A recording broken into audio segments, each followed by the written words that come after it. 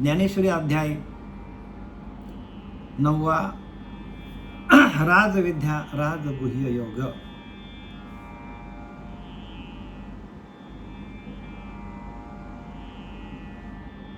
ज्ञान गुह्य आहे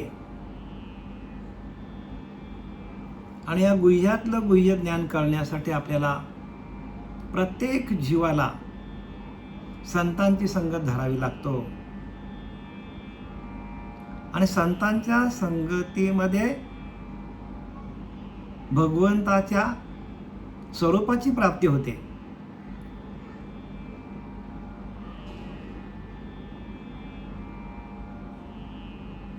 या 9व्या अध्यायामधील 16वा श्लोक आपल्याला काय सांगतो त्याचं विवरणाला मी आता सुरुवात करत आहे.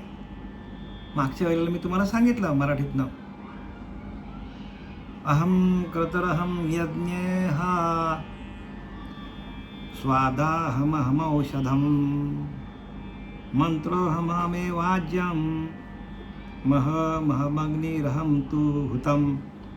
याचा मी तुम्हाला पूर्ण अर्थ मागच्या विवरणामध्ये स्पष्टीकरण दिलेलं आहे. आणि आता आपण ओळ्यांकडे वळूया.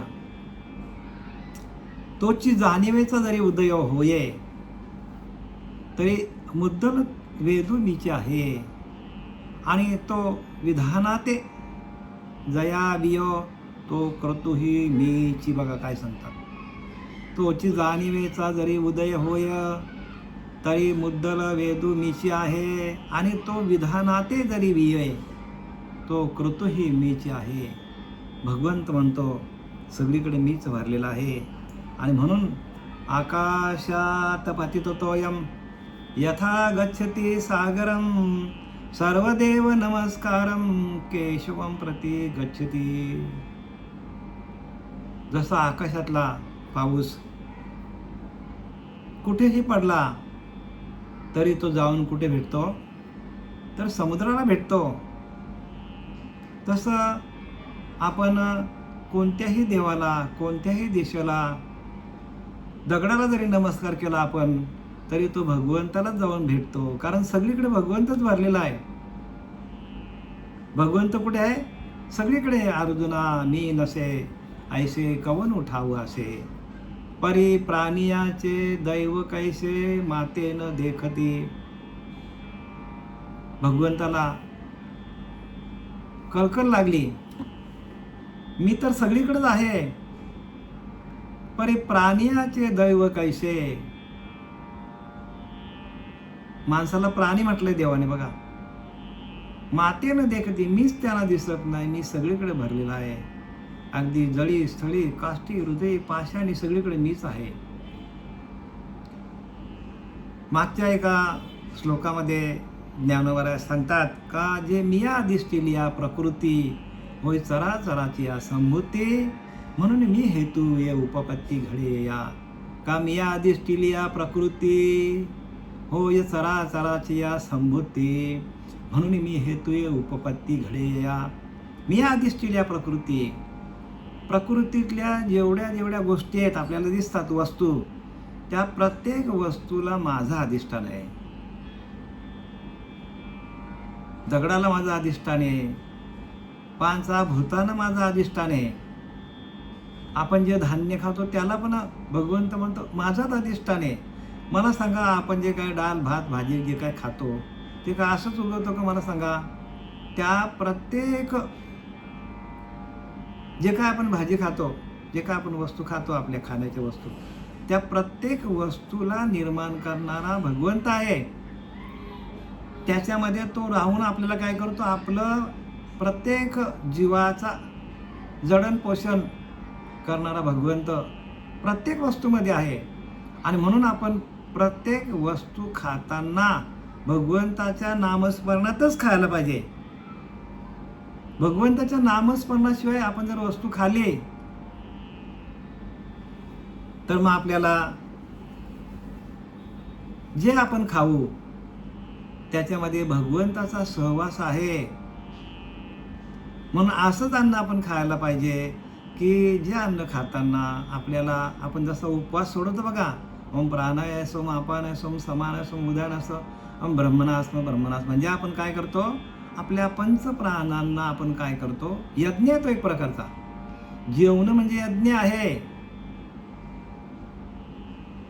आपल्या जठराग्नी जेव्हा प्रदीप्त होतो तेव्हा आपण आहुती देतो अन्नाची. प्रत्येक घासाला आपण भगवंताचं नामस्मरण करायला पाहिजे, कारण भगवंत प्रत्येक ठिकाणी आहे. आता तुम्हाला एक महत्त्वाचा मुद्दा सांगतो आहे का. मागच्या वेळेला आपल्याला, ज्या वेळेला आपण, मला वाटतं भागवतामध्ये हा विषय आलेला आपला, भगवंताने सांगितले उद्धवाला की प्रत्येक जीव हा अन्नातून निर्माण झालेला आहे. जे आपण अन्न खातो आणि त्याच्यामुळे, त्या अन्नामुळे आईवडिलांच्या पोटात ते जातो आणि आईवडिलांच्या त्या जठरात गेल्यामुळे त्याचं वीर्य तयार होतो आणि वीर्यापासून आपण प्रत्येक जीव तयार होतो. प्रत्येक ठिकाणी हेच बरं का, हा निसर्गाचा नियम आहे. हा नियम कसला आहे, निसर्गाचा नियम आहे हा. आणि निसर्ग म्हणजेच भगवंत आहे. मग प्रत्येक धान्यामध्ये तो आहे, प्रत्येक गोष्टीमध्ये तो भरलेला आहे. मग आपण कुठं होतो हे आपल्याला सांगता येईल का, नाही सांगता येणार. कारण कुठल्या शेतामध्ये आपण होतो, भातामध्ये होतो का डाळीमध्ये होतो का कुठं होतो, आपल्यालाच पता नाही. पण आपण निर्माण कशातून झालेलो आहोत, तर आपण आपला कशातून निर्माण झालोय, अन्नातून निर्माण झालोय. आणि अन्न खाल्यानंतर आपल्याकडे रक्त तयार होतं, रक्तातून वीर्य तयार होतं आणि वीर्यातून प्रत्येक जीवाची उत्पत्ती होते. आणि म्हणून इथं काय सांगितलंय, भगवंत सांगतो अर्जुनाला का जे मिया दिष्टिलिया प्रकृती होय चराचराचं. म्हणजे काय, मी प्रकृतीचं अधिष्ठान धारण केलं तर ती प्रकृती निर्माण होते. दगडाचं अधिष्ठान मी दगड झाला तयार, झाडाचं अधिष्ठान मी झाड झाला तयार, मांजराचं अधिष्ठान मांजर तयार झालं. प्रत्येक ठिकाणी तो परमात्मा भरलेला आहे. आणि म्हणून तोची जाणीवेचा जरी उदय होय तरी मुद्दल वेदू मीच आहे. बघा, वेद पण मीच आहे.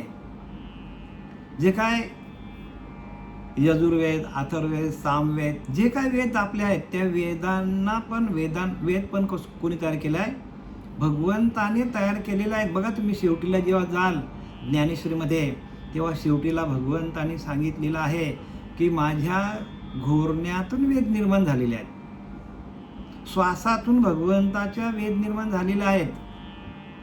आणि म्हणून आपण श्वासावरतीच भजन केला तर आपल्या मुखातून वेदच बाहेर पडतील. लक्षात घ्या, काही मुद्दे आहेत महत्त्वाचे आणि ते आपण प्रत्येकाने समजून घ्या.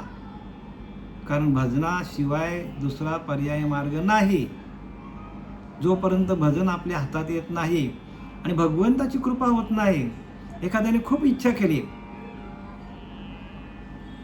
भगवंताला प्राप्त करण्याची आर्ततेने हाक मारत गेला, रोज संतांनी सांगितलेल्या मार्गामध्ये गेल्यानंतर आपण जर आर्ततेने हाक मारली, अगदी हृदयापासून हाक मारली, अगदी आपण बेंबीच्या देठापासून हाक मारली भगवंताला, तरच भगवंताची प्राप्ती. आपण असं जाऊ दे, घेतो नाम, चालले, असं नाही जमत ना, असं जमत नाही, असं भगवंत प्राप्त होत नाही.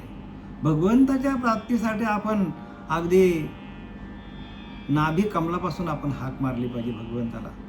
आणि ती हाक कधी असते आर्ततेची, जर माणसावर प्रसंग आले तरच, नाही तर भगवंताला माणूस विचारत नाही. म्हणून जो तापत्रयी पोळला, जो संसार दुःखे दुखावला, तोच एक अधिकारी झाला परमार्थाचा. परमार्थ त्यालाच कळेल, परमार्थ तोच करेल की जे मागच्या जन्माचं पुण्य ज्याने घेऊन आलाय त्यालाच परमार्थाची प्राप्ती आहे. किंवा ह्या जन्माला येऊन संतांची संगत मिळाली, संतांचा आशीर्वाद मिळाला तरच परमार्थाची प्राप्ती. किंवा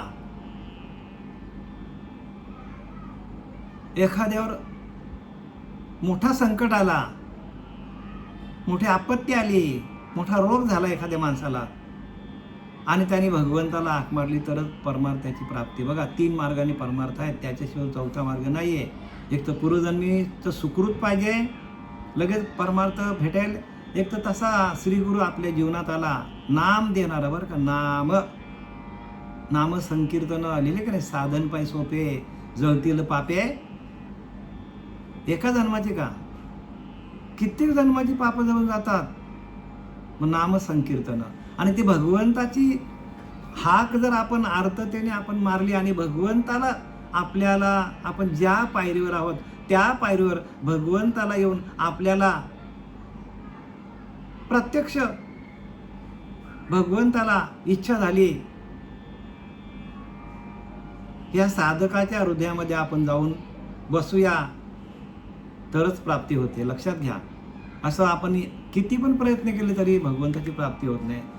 तुमची आर्ततेची हाकच भगवंताला तुमच्याजवळ आणू शकतो. आणि ती आर्तता कधी येते, जर संकट आली तर. संकट आली आणि संकट येणं म्हणजे भगवंताच्या भक्तीला प्रारंभ, सुरुवात. आणि म्हणून कुंतीने, भगवंतानी सांगितलं बाबा काहीतरी माग, कुंतीला सांगितलं. तिने क्षणाचाही विचार न करता सांगितलं, देवा मला सदोदित दुःखात. अरे अरे असं काय मागितलं? बरोबर आहे देवा, ज्या वेळेला दुःख होईल मला एखाद्या गोष्टीचा, त्या दुःखामध्येच भगवंताच्या नामाची आपल्याला आठवण पडतो. अन्यथा चांगले दिवस आले तर भगवंताला माणूस विचारत पण नाही हो. आणि म्हणून इथं काय सांगितलंय, तोची जाणीवेचा जरी उदय हो तरी मुद्दल वेदोमी. जरी जाणीव झाली माणसाला, भक्ती मार्गाला माणूस आला तरी मुद्दल तो वेदोमीच आहे. वेदांचा मुख्य अधिष्ठाता, वेदांचा निर्माता मी आहे भगवंत म्हणतो. वेद पण माझ्यापासूनच तयार झालेले आहेत. आणि म्हणून अर्जुना मी नसे ऐसे कवन ठाव असे, सगळीकडे मीच भरलेला आहे. भगवंत मी मी मी मी करतो म्हणजे काय, शुद्ध मी आहे. भगवंत म्हणजे काय, आपल्यासारखा मी नाही बरं का, अहंकाराचा मी नाही. भगवंत म्हणजे शुद्ध मी आहे. शुद्ध ज्ञान म्हणजे भगवंत आहे. आपल्या अंतःकरणामध्ये ज्यावेळेला आपली शुद्धता येईल, परिपूर्ण शुद्धता येईल, तेव्हा भगवंताची प्राप्ती आपल्या हृदयामध्ये. आपल्या हृदयामध्ये भगवंत येत का नाही? आपल्याकडे आर्ततेची हाक नाहीये, आपल्याकडे शुद्धत्व नाहीये, अंतःकरण शुद्ध नाहीये. आणि तो अंतःकरण शुद्ध करण्याचा आपल्याला शास्त्र दिलेलं आहे. अंतःकरण शुद्धीचा शस्त्र आहे आणि तो आपल्याला चालवता आला तर आपल्याला युद्ध जिंकता येईल. आणि तो जर आपण असाच वापरलाच नाही तर आपल्या अंतःकरणाची शुद्धता आपल्याला येणार नाही.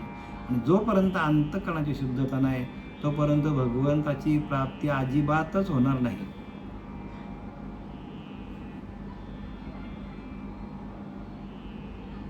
म्हणून नामरूपी शस्त्र आहे. नाम काय, शस्त्र आहे. आणि तो शस्त्र आपल्याला चालवता यायला पाहिजे.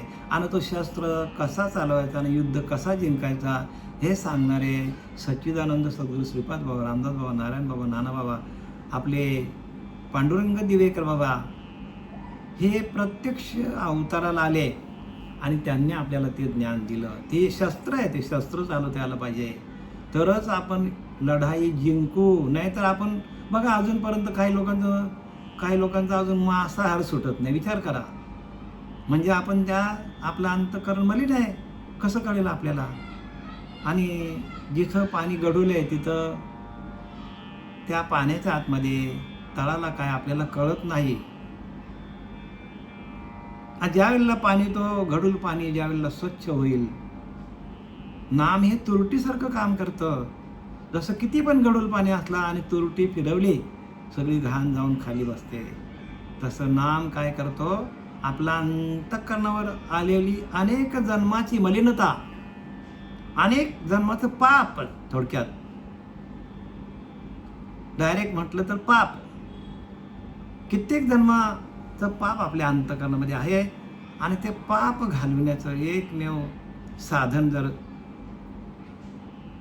कलियुगामध्ये असेल तर आपल्याला हजारो वर्ष तपश्चर्या करण्याची गरज नाही.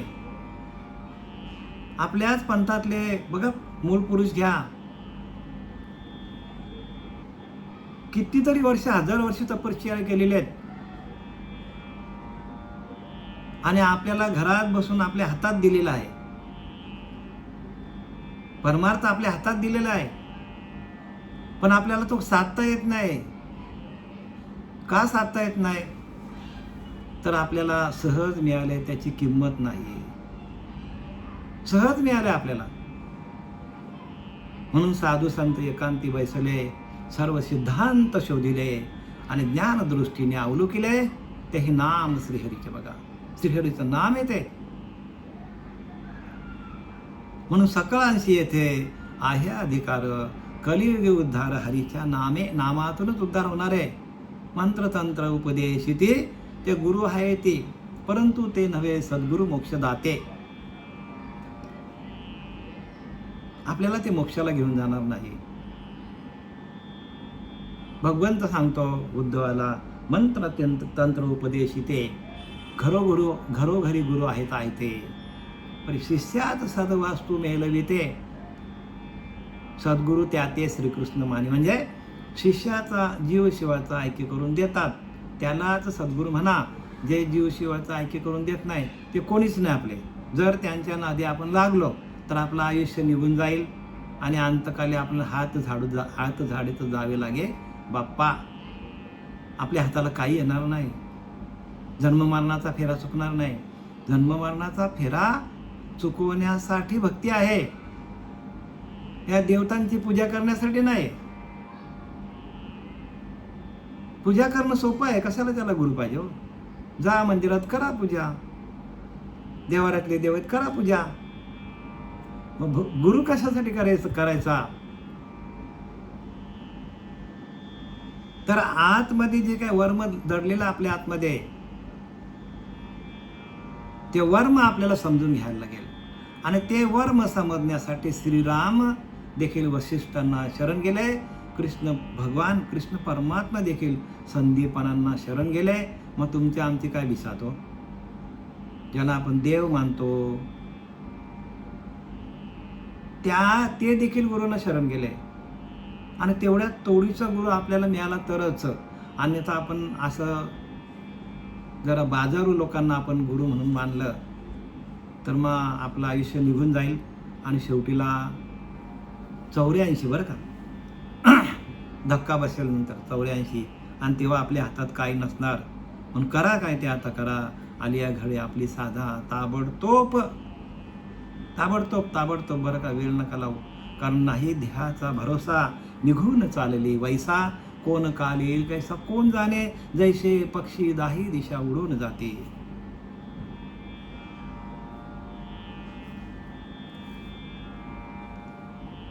आणि ते विधानाते जयावे, तो क्रतू ही मीचे आहे. आणि भगवंत सांगतो तो क्रतू म्हणजे काय? क्रतू म्हणजे यज्ञाचं नाव आहे. तो क्रतुयज्ञ पण मीच आहे, भगवंत म्हणतो. क्रतुयज्ञ पण मीच आहे. यज्ञाचे प्रकार मी तुम्हाला त्या दिवशी सांगितले. ब्रह्मयज्ञ, देवयज्ञ, पितृयज्ञ, भूतयज्ञ, मनुष्ययज्ञ, आविर्यज्ञ, पशुयाग यज्ञ आणि सोमयाग यज्ञ, अशा अनेक यज्ञांचे प्रकार आहेत. त्यातला क्रतुयज्ञ पण मीच आहे, भगवंत म्हणतो. मग तया कर्मापासून बरवा, जो सांगो पांगू आघवा. मग तया कर्मापासून बरवा, जो सांगू पांगू आघवा. यज्ञ प्रगटे पांडवा, तोही मी गा.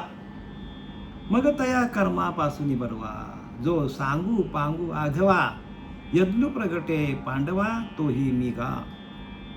मग हे अर्जुना, त्या कर्मापासून प्रगट होणारा जो यथाविधी यज्ञ, तो पण मीच आहे. बघा, जे आपण कर्म करू ते सर्व कर्म पण यज्ञच आहेत. दिवसभरामध्ये जे आपल्याकडनं कर्म होतात हातातनं, ते सगळे यज्ञच आहेत. बघा, आपण जेवतो म्हणजे यज्ञच आहे. आपण बोलतो, शब्द पण यज्ञच आहे. आपण बघतो, सगळी क्रिया आपली जी आहे ती यज्ञच आहे. यज्ञ म्हणजे काय? यज्ञ म्हणजे आपल्याकडनं ज्या ज्या क्रिया होतात त्या यज्ञच आहेत. प्रत्यक्ष यज्ञ म्हणजे आपण काय समजतो? यज्ञ म्हणजे होम चालू करायचा, त्याच्यामध्ये आपण समिधा टाकायच्या, तो यज्ञ आहेच. तो यज्ञ आहेच. पण आपल्या अंतःकरणामध्ये अनेक प्रकारचे यज्ञ आहेत आपल्याकडनं होतात. बोलणं यज्ञ, आपल्याकडे एखादा पाहुणा आला त्याला आपण जेवायला देणं, तो पण यज्ञ आहे. ज्या ज्या क्रिया होतात माणसाकडनं त्या सगळ्या यज्ञामध्ये मोडले जातात. संपूर्ण यज्ञच आहे. प्रत्येक क्रिया ही यज्ञ म्हणून संबोधली जाते. प्रत्येक क्रिया आहे यज्ञ म्हणून. यज्ञ प्रगटे पांडवा तोही मी गा. म्हणजे जे जे माणसाच्या हातातून जे जे कर्म होतं, एखाद्या माणसाला शब्दाने सांगितलं आपण, तो शब्द पण त्याच्या अंतःकरणामध्ये जाऊन प्रवेश करतो. आणि तुमच्या अंतःकरण इथून जे श्रीगुरु कृपेने इथून जे शब्द निघतात ते तुमच्या हृदयामध्ये प्रवेश करतात आणि तुमचा अंतःकरण शुद्ध करतात. हा सगळ्यात मोठा यज्ञ आहे, लक्षात घ्या. आणि म्हणून श्रवण भक्ती सगळ्यात श्रेष्ठ. आणि म्हणून समर्थ सांगतात, जया नाही श्रवण स्वार्थ, तेथे कैसा हो परमार्थ. मागे केले ती तुके व्यर्थ, श्रवणे विना. जे जे आपण मागे केलंय, पूजा केली, हवन केले, यज्ञ केलं, पण आपण हा यज्ञ जो आहे, जो शब्द ब्रह्म आहे, तो शब्द ब्रह्म या हृदयातून त्या हृदयामध्ये जातो. हृदय हृदय एक झाले, ये हृदयची ते हृदय घातले. बघा, ह्या हृदयामधून तुमच्या हृदयामध्ये हा शब्द नावाचा जो ब्रह्म आहे तो यज्ञ आहे. सगळ्यात पहिल्यांदा शब्द ब्रह्म आहे आणि तो शब्द ब्रह्म काय करतो? यज्ञाचं काम करतो. म्हणजे यज्ञ म्हणजे तुमच्या अंतःकरणामध्ये तो प्रवेश करतो आणि अंतःकरणामध्ये प्रवेश झाल्यानंतर तुमच्या अंतःकरणात मलिनता घालवतो. तुमच्या अंतःकरणामध्ये येणारे वाईट विचार घालवतो. तुमच्या अंतःकरणामध्ये असलेले दोष घालवतो. आणि म्हणून याला यज्ञ म्हणायचं. काय म्हणायचं? यज्ञ.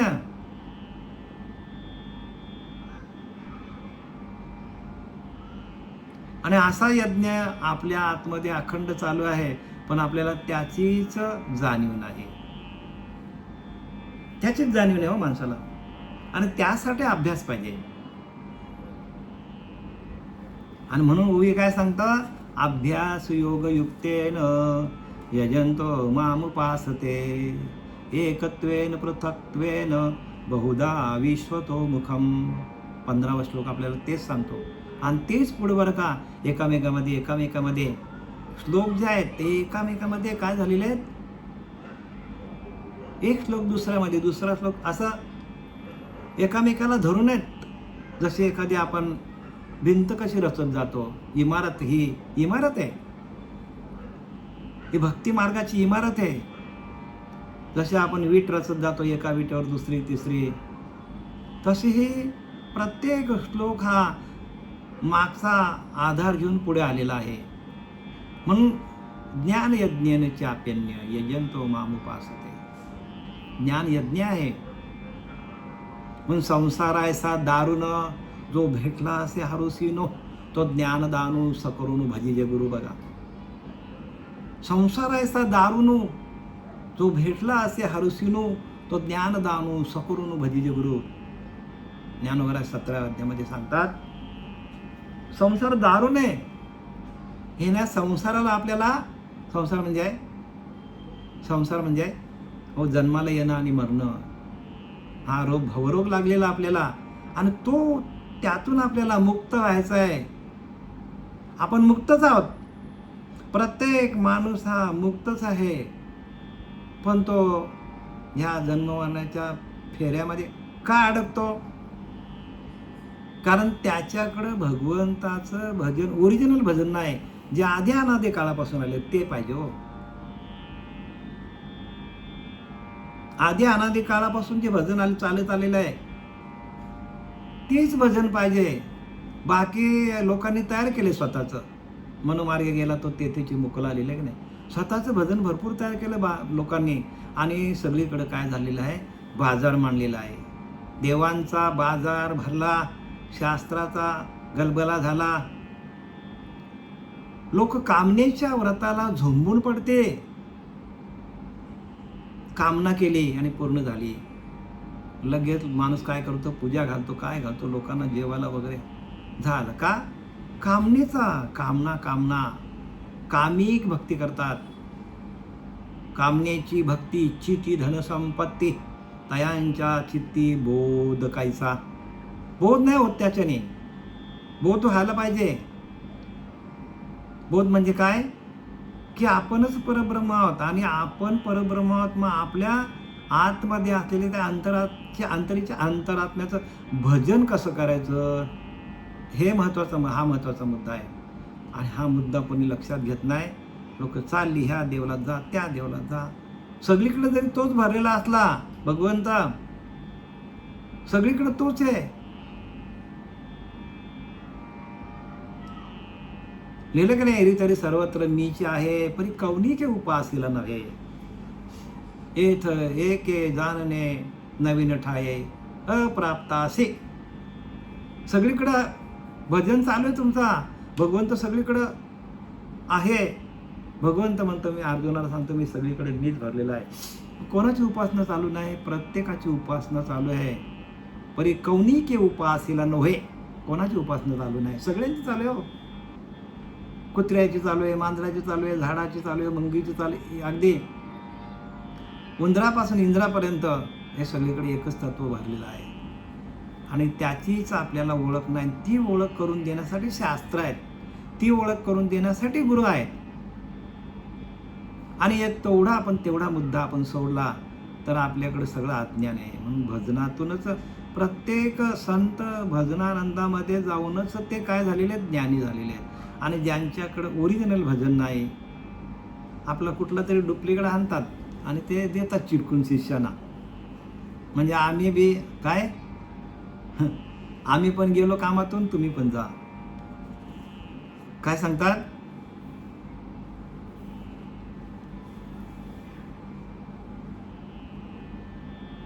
म्हणजे आपणच तरले नाही तर लोकांना कसं काय तारणार?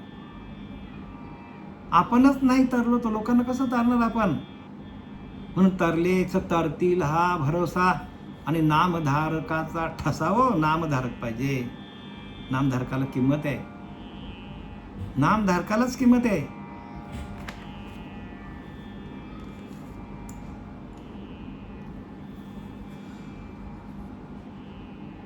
स्वाहा मी स्वधा सोमादी औषधी विविधा आज्य मी समिधा मंत्रू मी हवे. स्वाहा मी स्वधा सोमादी औषधी विविधा आज्य मी सुमिधा मंत्रू मी हवे. काय सांगतात? देवाला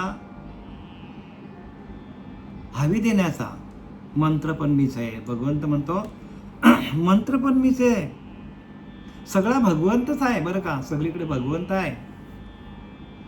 हा आपला भाव तयार होण्यासाठी ही सगळी आपल्याला ज्ञानोबारांनी ज्ञानेश्वरी लिहिली आहे. आपण मनुष्य फक्त मंदिरातच देवाला देव समजतो, तीर्थाला गेल्यावरच देवाला देव समजतो, तीर्थातल्या ज्या मूर्त्या आहेत त्यांना. पण भगवंताची ओळख प्रत्यक्ष महाविष्णूचा अवतार घेऊन आले कोण? ज्ञानोबा. आणि त्यांनीही सगळं ज्ञान दिलेलं आहे आपल्याला, की बाबांनो असं करू नका, सगळीकडे तोच आहे, सगळीकडे भगवंत भरलेला आहे. आणि आपल्याला सावध करण्यासाठी बरं का. आणि सगळीकडे भगवंत भरलेला आहे असा भाव कधी तयार होईल तर आपल्याकडं अखंड भगवंताचं नामस्मरण आपण चालू ठेवलं, आत्म्याचं भजन केलं तर आत्मज्ञान होतो. जसे एखाद्याने आपल्या शेपूची भाजी केली तर शेपूचे दिवसभर ढेकर येतात. बघा तुम्ही विचार करा.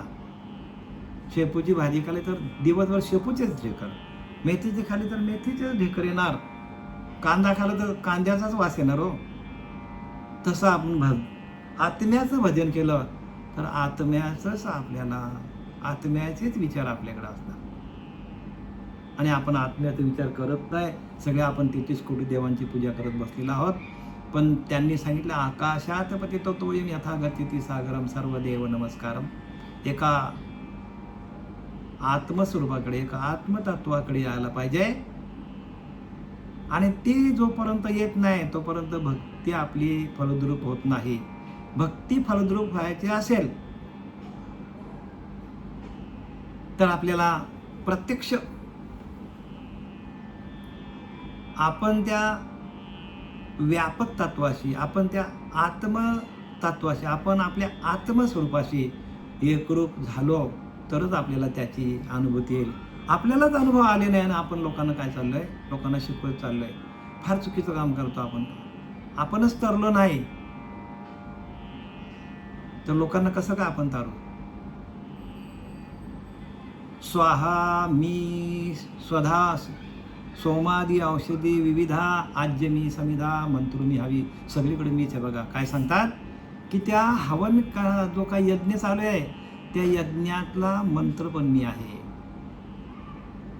यज्ञातला मंत्र पण मी आहे. सोमादी औषधी विविधा, त्या यज्ञामध्ये आपण जे काय आहुती टाकतो, जी वनस्पती टाकतो, जे समिधा टाकतो, त्या समिधा पण मीच आहे. सगळ्याकडे तोच आहे. सगळीकडं भगवंतच आहे. पण त्यालाच व्हायचं आपल्याला. फक्त त्याचंच नामस्मरण त्याला करायचं. काय करायचं? त्याचं नामस्मरण करून त्यालाच देऊन टाकायचं. आणि त्याची फलश्रुती काय? फक्त नामस्मरण. आता एखादा माणूस आहे, आपण कंपनीमध्ये काम करतो, तो कंपनीतलेच काय करतो, सगळ्या वस्तू घेतो आणि कंपनीमध्ये तयार करतो आणि घरी आणतो का? नाही, त्यांचं त्यांना देऊन टाकतो, तिथेच ठेवतो. फक्त तो कष्ट करतो आणि कष्टाचं फल काय घेतो? त्याचा पगार जो असेल तो घेतो महिन्याचा. तसं आपण काय करायचं? सगळं भगवंताचंच आहे. भगवंताला व्हायचं. पण भगवंताला वाहताना आपण आपल्या अंतकरणामध्ये त्या भगवंताची जाणीव ठेवण्यासाठी आपल्याला नामस्मरण करायला पाहिजे. एवढं सोपं परमार्थ आहे. त्याचं त्यालाच द्यायचं. भगवंतानीच बनवलंय, भगवंतालाच द्यायचं, अर्पण करायचं. पण अर्पण करताना, स्वाहा करताना भगवंताचं नामस्मरण यायला पाहिजे. भगवंताचं नामस्मरण यायला पाहिजे. आणि ते येत नाही बरं का. आणि तेच दुःख आहे आपल्याला. आपल्याला दुःख काय? प्रत्येक जीवाला ते दुःख आहे की माझं नामस्मरण होत नाही, माझं नामस्मरण होत नाही. आमच्याकडे आता आम्ही अधिकारी आहोत. प्रत्येक माणूस माझं नामस्मरण होत नाही, माझं चिंतन लागत नाही.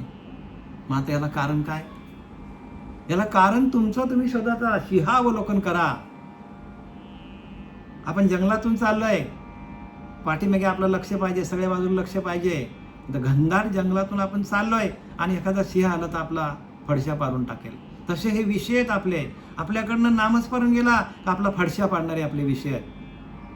तर भगवंताचं नामस्मरणालाच फक्त कोण घाबरतो? तर हे विषय घाबरतात. भगवंताच्या नामस्मरणाला यम घाबरतात. यम म्हणजे काय? ते मोठे मोठे शिंगावाले यम ना. यम म्हणजे आपल्या अंतकरणामध्ये असलेले ते विषय, ते आपल्याला काय करतात?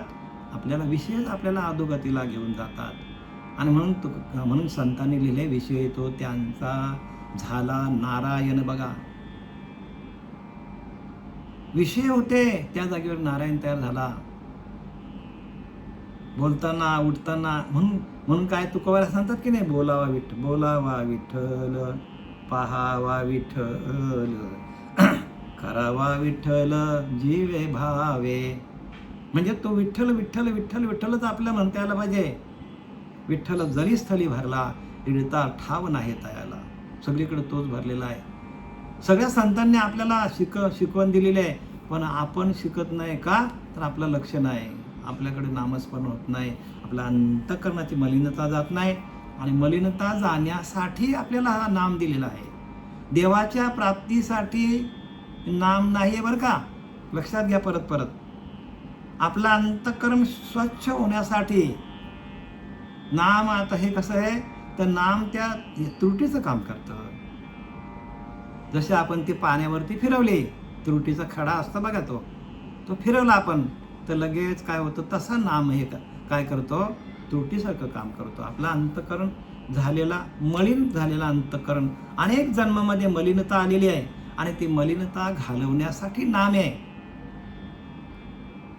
म्हणून तुकोबार असं म्हणतात, लागून या पाया विनवितो तुम्हाला,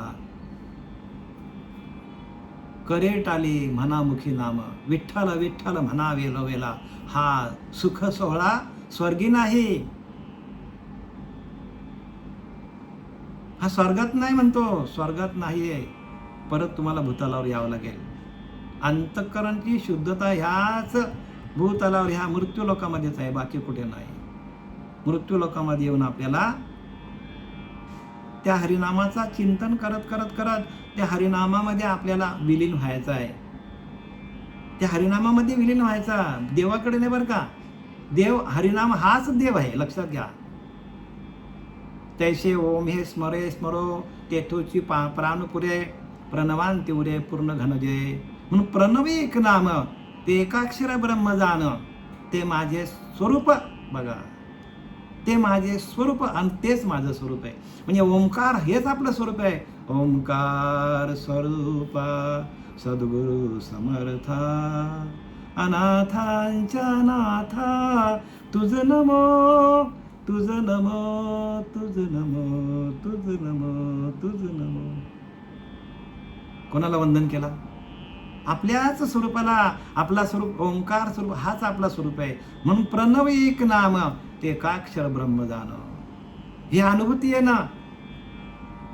म्हणजे परमार्थ. लक्षात घ्या, ही पूजा करा, आम्ही नाही म्हणत नाही तुम्हाला, करायची ती. कारण काय, भगवंत म्हणतो मी सगळीकडे आहे, मग आपल्याला तेही करावं लागेल. पण ते करता करता तिथपर्यंत जावं लागेल.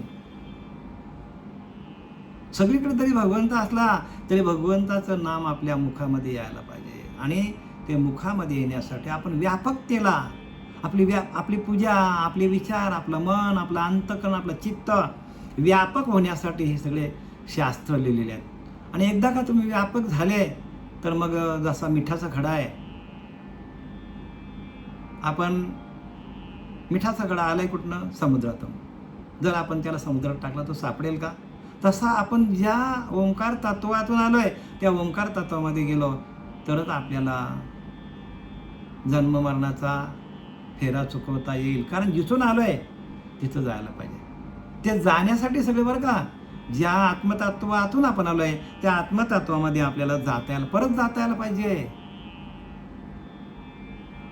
म्हणून लिहिले की नाही, जो समुद्री लवण न पडे मग ते अल्प वेगळे आवडे, मग ते होय सिंधूचे एवढे मिळे तेव्हा. काय लिहिलंय? समुद्राच्या पाण्यातून आलेला मिठाचा खडा कडेला आला, वेगळा झाला, जर तो आपण खाल्ला तर तो नरकात गेला. पण जर तोच मिठाचा खडा जर परत त्या समुद्राच्या पाण्यामध्ये गेला तर आता त्याला शोधाल का तुम्ही? तसं आपलं आहे. आपण ज्या आत्मतत्वातून आलोय त्या आत्मतत्वापासून आपण जर वेगळा झालोय, मायेमध्ये अडकलो आपण, आणि ते मायेचा निरसन झाला आणि परत आपण त्या आत्मतत्वामध्ये जर आपलं भजन झालं, भजनानंदामध्ये गेल्यानंतर आपण त्या आत्मतत्वामध्ये विलीन झालो. आता कोणाला शोधणार तुम्ही? माझा मीच देव, माझा मीच देव सांगितला उपाव गुरुदेव, मीच देव झालो. तुकोबार आहेत तेच सांगतात की आपल्यालाच देव व्हायचं आहे. माझा मीच देव, माझा मीच देव सांगितला भाव गुरुदेव. बघा, गुरुने आपल्याला सांगितलंय अरे तूच देव आहेस. पण ते ज्या आत्मतत्वातून आलोय, ज्या मूळ तत्वातून आलोय त्या मूळ तत्वामध्ये जाण्यासाठी आपल्याला सर्व प्रयत्न करायला पाहिजे. राहिले 2 मिनिटं. आता एक शेवटची ओळी आहे बघा, काय सांगतात? नाही, स्वाहा मी स्वधा सोमादे औषधे विधा, आज्य मी समिधा मंत्रू. बघा, सगळीकडे मीच आहे. होता मी हवन की जय, तो अग्नी तो स्वरूप माझे, आणि का हुत का वस्तू जय जय, तेही मीच, सगळं काही मीच आहे म्हणतो. होता मी हवन की जय, तेथा अग्नी तो स्वरूप माझे, आणि का हुत का वस्तू जय जय, तेही मीच. काय सांगतात बघा, म्हणजे काय सांगतात? जे हवन करण्याची सामुग्री ती पण मीच आहे, अग्नी पण मीच आहे, अग्नी पण माझं स्वरूप आहे, आणि अग्नीत हवन करण्याच्या वस्तू पण ज्या आहेत त्या पण मीच आहे, त्याही मीच. आता मला सांगा, भगवंत जर सगळीकडे मीच आहे म्हणतो, मी मी मी मी मी म्हणतो जर सगळीकडे, कित्येक वेळा हा मी शब्द आला असेल भगवंताचा. मग तो मी म्हणजे काय? शुद्ध मी आहे. आणि तो शुद्ध मी आपल्याला अनुभवाला यावा. प्रत्यक्ष भगवंत जव कृष्णची होई आपण, तव कृष्णची होई आपल्या अंतःकरण, संकल्पाच्या अंगणी वळंगती नाना सिद्धी. जो कृष्णची होय आपण, तव कृष्णची होय आपल्या अंतःकरण. बघा, आपलं अंतःकरण कृष्णमय व्हायला पाहिजे. आणि तो अंतःकरण कृष्णमय होण्यासाठी भगवंताने भजन दिलेलं आपल्याला. भजन बरं का, भजनानंदामध्ये जाऊन आपण सगळं करायला पाहिजे. ज्याचं भजन चालू नाही त्याला प्रॉब्लेम आहेत महाराज. भजन चालू पाहिजे. एक क्षण पण आपण त्या भजनापासून अलिप्त राहायला नाही पाहिजे. आपल्यालाच वाईट वाटलं पाहिजे. एक क्षण जरी गेला, काल मी तुम्हाला सांगितलं की नाही की पाण्याविन मासुळी तैसा तुका तळमली. काय सांगतात? ते पाण्याच्या बाहेर जर मासली आली तर ती तडफड करतो. मरायला म्हणजे मरणारच ती पाण्याच्या बाहेर आली तर. आपण तसं त्या भजनाच्या बाहेर आलो.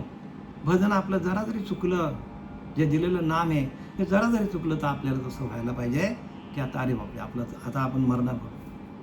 म्हणजे भजनाशिवाय आपण जगू शकत नाही. अशी ज्या साधकाची अवस्था होईल तो भगवंताला भेटेल. आणि ज्याला भजनानंदामध्ये जाता येत नाही त्याला परत परत जन्माला यावे लागेल. झालेली सेवा आपले सच्चिदानंद सद्गुरू श्रीपाद बाबा, सच्चिदानंद सद्गुरू अमदास बाबा, सच्चिदानंद सद्गुरू नारायण बाबा, सच्चिदानंद सद्गुरू रोहिदास बाबा, सच्चिदानंद सद्गुरू पांडुरंग दिवेकर बाबा यांच्या चरणी समर्पित करीत आहे.